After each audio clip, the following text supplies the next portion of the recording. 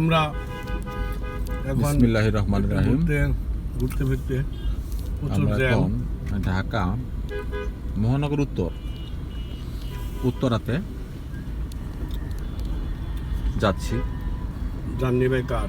কিছুক্ষণ আগে উত্তরাতে একটা বার্গার হাউসে বসছিলাম, পচা, আমেরিকান বার্গার হাউস। একদম পচা। খাবারের দাম অনুপাতে মানটা অনেক খারাপ। তো আরিফ ভাই চিন্তা করছিল যে ভোক্তা অধিকার সংরক্ষণ আইনে তার নামে মামলা করবে। যাই হোক, তারপরে চিন্তা ভাবনা করে তাকে সাধারণ ক্ষমা করা হয়েছে। কারণ হইল বাংলাদেশের মানুষ এত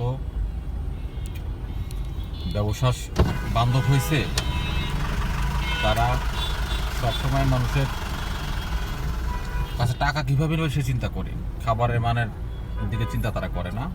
দুর্ভাগ্যজনক হলেও কি করা যাবে, আমরা দেশের নাগরিক, মেনে নিতে হবে। আর একটা সমস্যা আমাদের দেশে, সেটা যানজট। যান্ত্রিক শহরে যানজটের সৃষ্টি।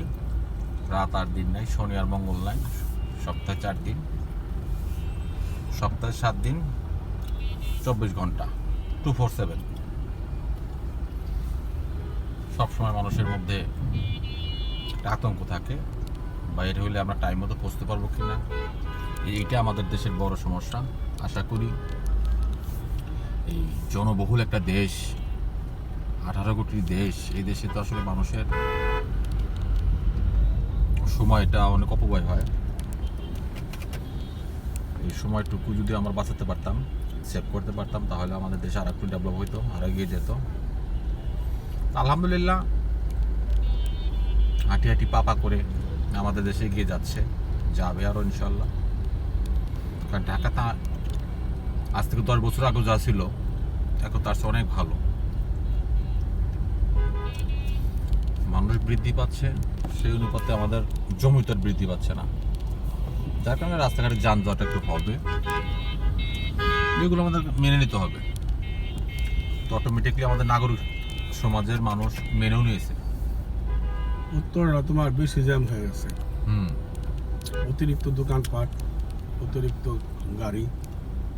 আপনার উত্তরাটা ছিল একটি মাত্র থানা, এই উত্তরাটাকে 2টি থানা করে ফেলছে। আবার সেক্টর ছিল কয়েকটা, এখন সেক্টরগুলো বেড়ে অনেকগুলো সেক্টর হয়ে গেছে। ওদিকে আপনার বেরিবাদ পর্যন্ত উত্তরার অংশ হয়ে গেছে, যার কারণে মানুষের বসবাস বেড়ে গেছে।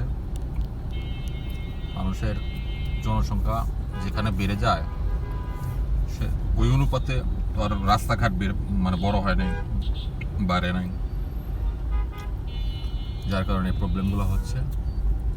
আর একটা হলো আমাদের যানবাহনের মধ্যে শ্রেষ্ঠ একটা যানবাহনের রিক্সা। এটাও তো রাস্তাঘাটে যানজট সৃষ্টি করে। আর একটা বের হচ্ছে অটো রিক্সা, এগুলো তো একদম রাস্তাঘাটের অবস্থা শোচনীয় করে ফেলে।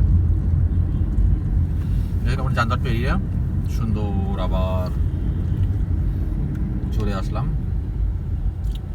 রাস্তার মাঝখানে সবুজ ঘাসের মতো গাছের পাতা, যেটা দেখতে, এই যে রাস্তার মাঝখানে যে আমাদের এই যে গাছগুলো, বিশেষ করে উত্তরার সৌন্দর্যটা কিন্তু এটা বাড়ে। কারণ গাছ অক্সিজেন ছাড়ে। রিক্সা হলে মেন যানজট। আচ্ছা আচ্ছা দাও। আর মানুষ কার্বন ডাইঅক্সাইড ছাড়ে।